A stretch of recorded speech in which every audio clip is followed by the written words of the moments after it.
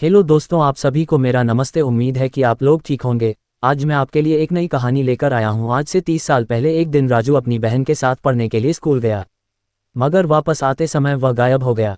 राजू परिवार का अकेला बेटा था।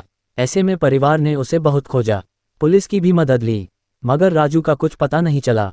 परिवार ने भी थक हार कर सब्र कर लिया और सब किस्मत पर छोड़ दिया। मगर बेटे के गायब होने से पिता बीमार रहने लगे। ऐसे ही 30 बरस बीत गए, मगर एक दिन परिवार के पास पुलिस का फोन आया कि उनका 30 साल पहले गायब हुआ बेटा मिल गया है। ये सुन पूरा परिवार हैरान रह गया। दरअसल 30 साल पहले जिन दिन राजू गायब हुआ था, उस दिन उसकी अपनी बहन से लड़ाई हो गई थी। वह अपनी बहन से अलग हो गया और सड़क किनारे बैठ गया। उसकी बहन ने उसकी तरफ देखा नहीं और वह काफ़ी आगे निकल गई।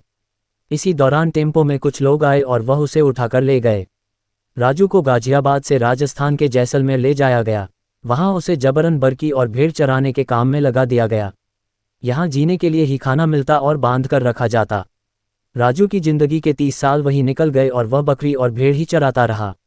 मगर उसे हमेशा ये याद रहा कि उसका परिवार उत्तर प्रदेश के गाजियाबाद में रहता है। पिछले दिनों जैसलमेर में जहां राजू जबरन काम करता था, वहां कुछ लोग बकरियां खरीदने के लिए आए थे। राजू ने उन लोगों से मदद मांगी और उन्होंने भी उसे वहां से भागने में मदद की। वह उनके टेम्पो में छिपकर वहां से निकल आया।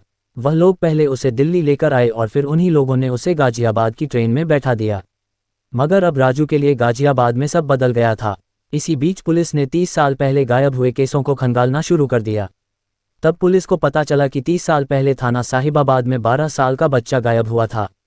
पुलिस ने परिवार का पता किया और उन्हें सूचना दी। ये खबर जान परिवार भी हैरान रह गया। राजू की मां ने राजू को फौरन पहचान लिया। दरअसल राजू के दिल के पास तिल था और सिर में गड्ढा था। ऐसे में चिन्ह के हिसाब से भी राजू की पहचान हो गई। इस दौरान पुलिस ने पिता को भी थाने बुलाया और उनसे भी बेटे की पहचान करवाई। पिता ने भी राजू को फौरन पहचान लिया और गले लगा लिया। राजू ने भी अपने माता पिता को देखते ही पहचान लिया। बता दें कि राजू के पिता बिजली विभाग में काम करते थे और कुछ समय पहले ही रिटायर हुए हैं। राजू की 3 बहनें हैं और तीनों की शादी हो चुकी है।